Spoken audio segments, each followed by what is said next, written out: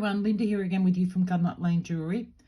This week we're going to work on another link. Everybody just seems to be loving the links, so I'm just going to stick with the links as long as you like them. So the link this week, this is the one that we're going to be doing.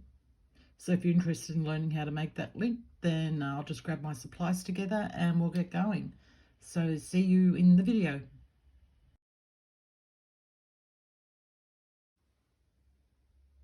Okay, so let's get started. I've got my 18 gauge wire here and I'm just going to flush cut the end of that.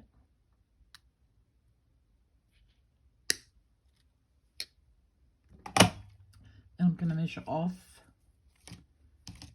just going to tape measure here, 8 centimeters of wire, which is 8 centimeters, is 3 1/8 of an inch.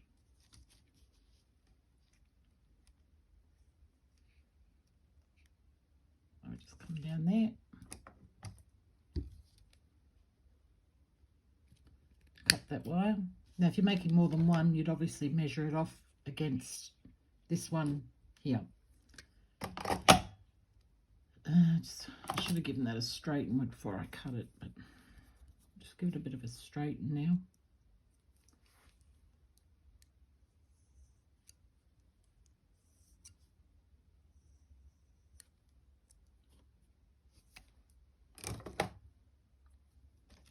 Okay, around those pliers. Now I have a very faint mark on my pliers here that I can just see. I'll just let you know how far down from the tip of the pliers that is. And it's about 8 millimeters, which is probably going to be there. So what's that? 1, 2, 3/8 of an inch. It's roughly where that is, just to give you an idea. So we're going to come up on our mark, which is there, and you don't want the tip out, so it's, you know, as close down as you can inside your pliers. And we're going to turn a loop just like that. Put them over it just a little bit more. That should be fine. I'm going to just give that a little bit of a trim, that end of that loop there, just because I want it to be nice and round. And then I'm going to, what I'm doing here is actually pushing this bar, keeping my pliers still, just pushing this bar of the wire up so that we've got that shape. Then I'm going to use my, where'd I put them? Here we are. My flat nose pliers, and I better give you a measurement on these as well. The width of the jaw is, what is that? It's about 6 millimeters. I don't know what, I can't, I'll try and measure it to see what I can get in that. Again, it's just before the 3/8 mark there. So just to give you an idea of how wide a mandrel you need for this. So we're going to come in and pop that right on top of our loop there.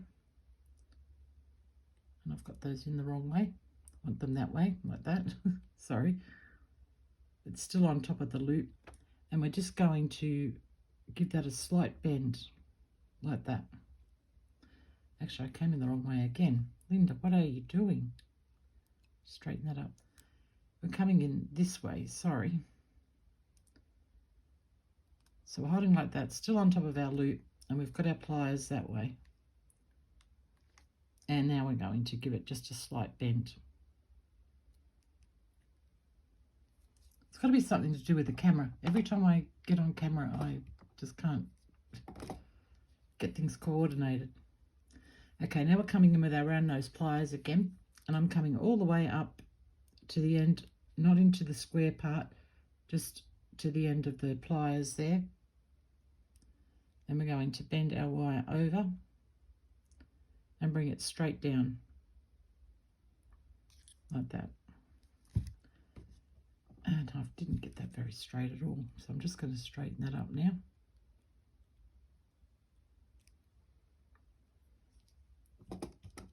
Okay, then we're coming in with our round nose pliers again, and we're coming and we've got them right on top of our loop there. You can see that they're sitting right on top of the loop, and we're coming up to the end of our pliers again like that, but sitting right on top of the loop. Hopefully you can see that. And we're just going to bend our wire over again and bring it straight down the side there like that. So you should have something that looks like that. And then from here, I'm just going to hold that really tightly between my thumb and my forefinger, and I'm just going to bend that wire over the top like that, so that it looks like that, and grab my round pliers again, round nose pliers again, and on the mark, which I can just barely see, I'm going to grab that and oops, hold on to it if I can.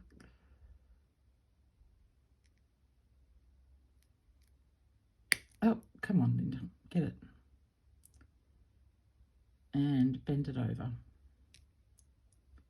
And bring it all the way over. Like that. And I'm going to take a little bit off that loop there.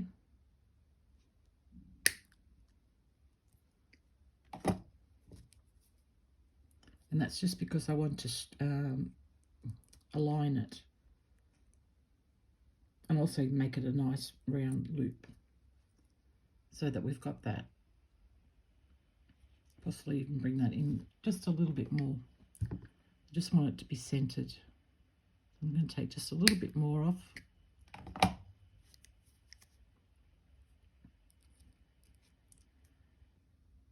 And get that centered. There we go, that's better. Now I'm going to grab my block and hammer.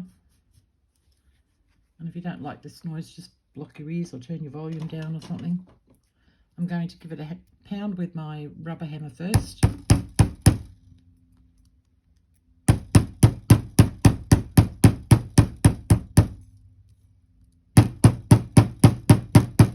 You don't have to do that. You can do just your metal hammer if you like. I just like to do the rubber hammer, so that's totally up to you.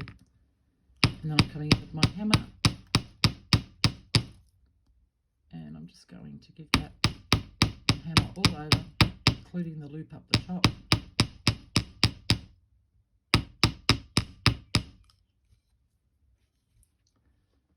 Put those away.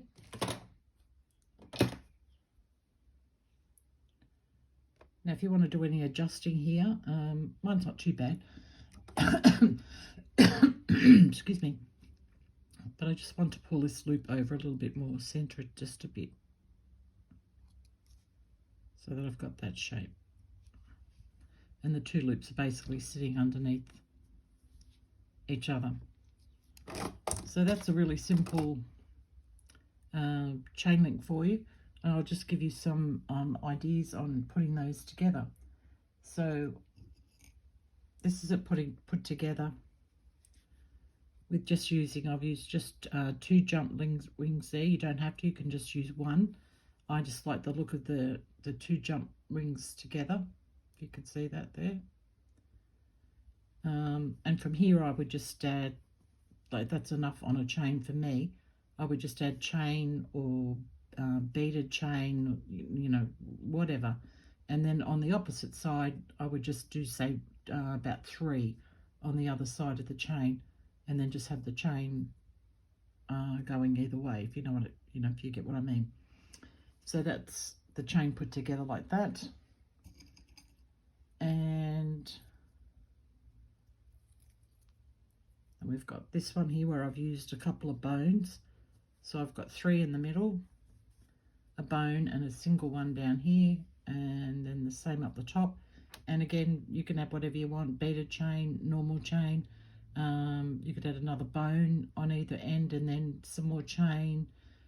Just play around with it and see what you come up with, what what you think of. I'm just trying to give you a few ideas here. So that's that one. And last one. This is as far as my brain would go this week. I had a hard enough time coming up with this tutorial. I just couldn't get my brain around what to do. This one here with the double row of beads in between it. So I'll just bring that up a little bit closer so you can see. And the bead I've used there is the African turquoise, the little 3mm faceted bead. But then again, I would just add either, you could just do some of these beaded chain links, just do them, you could do them doubled or you could do them singled. There's just like so many possibilities with this. Even if you didn't want to have the beads on it, you could just put a piece of chain in between each one. Just let your imagination run wild with it. Okay guys, well that's all I've got for you for this week. What did I want to say? Something I wanted to say. I'll be shortly opening up my Patreon. I have already one video that I've made to put on the Patreon account. I want to get at least another one up before I actually open it. So that should be, I would say, within this next week before my new tutorial comes out.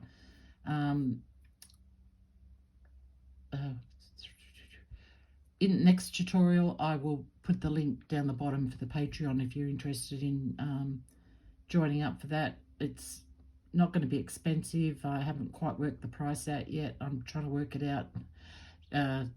What's the name of it, between American dollars and Australian dollars, trying to figure that part of it out.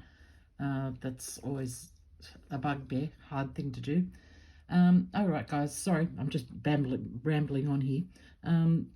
Okay, so I will catch you next week in the next video. Everybody take care and have a good one. See you all next week. Bye.